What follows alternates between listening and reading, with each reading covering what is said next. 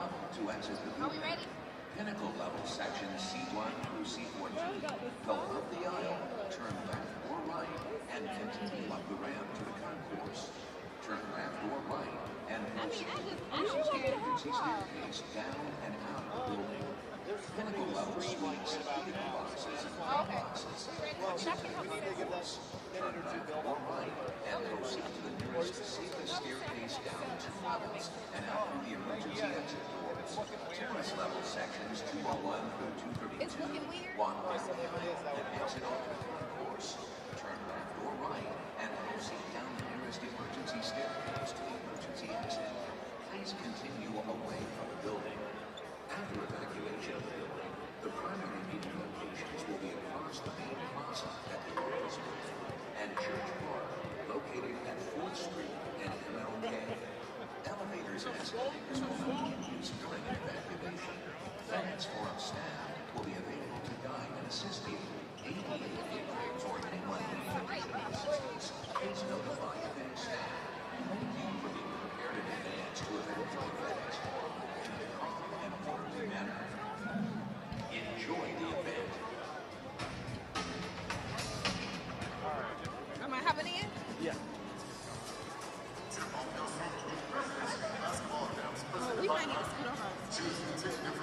We're good. You ready? Welcome in, everybody, to FedEx Forum. Time for Game 5. It's time for the Grizzlies to start rallying, down 3-1 in this series, Erin. Back's against the wall right now, but this is a team that we've known to make rallies. And the thing about it, Clayton, is the fact that not only have we known them to make rallies, but they are just that team that, look at the towels tonight. Ain't no duck in the smoke, right? There's no duck in the smoke. We run up the chimney. If they want to run up the chimney, tonight's the night to give Santa Claus a run for his money. You're absolutely right, but you know, you're not only talking about a team that can rally, but you're taking on the most experienced playoff team in the NBA in the Golden State Warriors, who have blown a 3-1 lead in the past before. Yeah. But not a lot of teams do. Basically, according to statistics and history, about a 5% chance for the Grizzlies of advancing to the Western Conference Finals now, being down 3-1. And that's before you factor in that Ja Morant is not with the team. So odds are against them, but they know better than to pay attention to odds right now. This is a team that won 56 games in the regular season, tied a franchise record. 20-5 without Ja Morant. Exactly, 25 games in the regular season they didn't have Ja. The Timberwolves series, they won 3 games, being down double digits in the fourth quarter, came back to win all of those. No other team in NBA history had ever done that more than once in a single playoff series. So this team knows how to build comebacks. We've seen them also stomp teams as well, blow them out by 70, another NBA record. We've seen special things from the Grizzlies. This would just be the one that takes the cake, and it would start tonight. And you mentioned special things. I mean, how many times did we have to set up and do a live shot saying that the Grizzlies broke this franchise record or this NBA record in history this season, you know? So they have put up a really good fight to show that they will battle back no matter the odds, no matter what's going on, no matter who they're up against. And I understand that Steph Curry, the Splash Brothers, they've been doing their job. And I understand that Jordan Poole has been adding in on that. But the thing about it is, just in Game 4, we had the game. We had the game won, if you ask me. But the thing about it was, down the stretch towards the very end, we lost that lead. But that was without Ja Morant, too. They've seen that they can play without Ja Morant. Is it ideal? Do we want to as a team here in Memphis? No, we don't want to play without the star of the team, right? But they can do it. The Phoenix team that we see right now that's in the running for the Western Conference Finals, they beat them at the end of the season without their entire starting five, Dylan except Brooks for and the Dylan bench. Brooks. Yeah. Exactly, that was it. And so I just feel like it's one of those things where they just have to tap into the identity of no matter what odds are against us, no matter who we're up against, and no matter who steps out on the floor, we have to play Grizzlies basketball. And to be honest with you, we've been saying this whole series. Their advantage is in the post. Their advantage is their size. I mean, Golden State, yes, they're a veteran team, but Memphis has the size. And I think if they play to their advantages, they can definitely beat the odds that nobody is, expecting them to beat. Yeah, Warriors 4-point favorites today, but right now minus 4,000 the Warriors are favored for the series overall.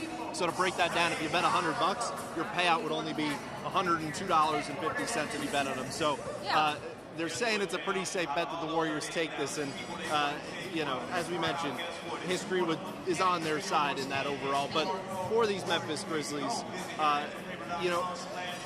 as infuriating for Grizzlies fans as it has been, they haven't been that far away. No, they Game haven't. 1, it's the difference of a lay-in hitting or not.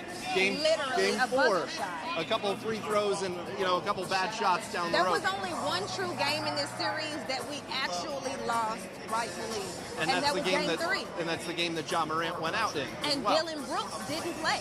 Right, And Dylan exactly. Brooks was out on suspension. So the thing about it is, although we do not have Ja Morant, that's an average of what? He was averaging nearly 30 points in the playoffs here, in the playoff series, in 115 points in the first 3 games.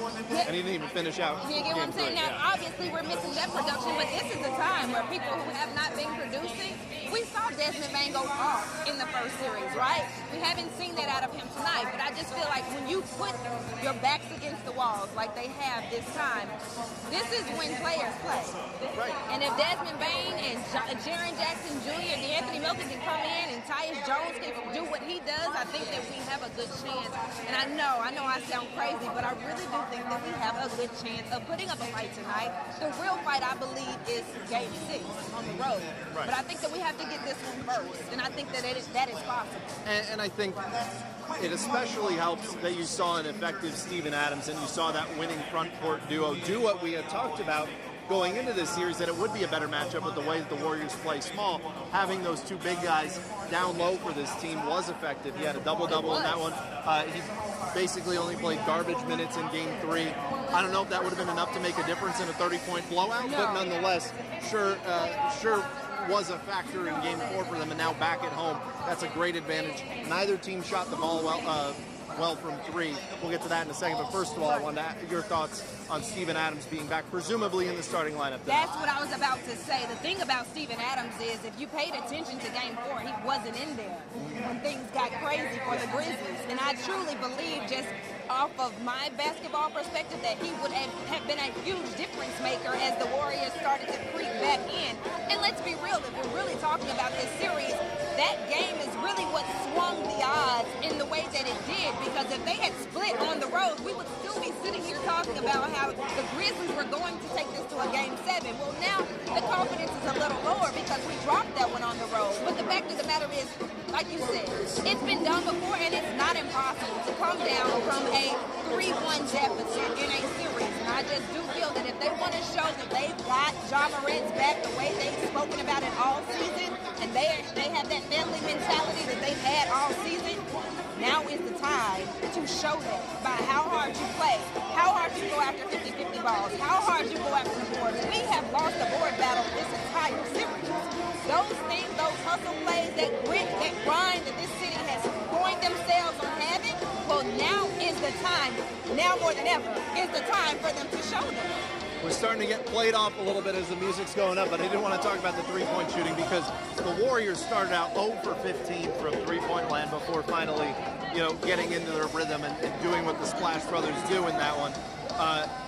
How important is the three ball tonight for both defending it for the Grizzlies and also being able to take smart shots, something we didn't see from them either in Game 4? And see, honestly, I actually mentioned that in the 901 today on ABC 24. I definitely believe that helping the helper is huge in this game. And if you paid attention to Game 4, you really noticed that there was great defensive rotation coming from the Grizzlies for most of the game.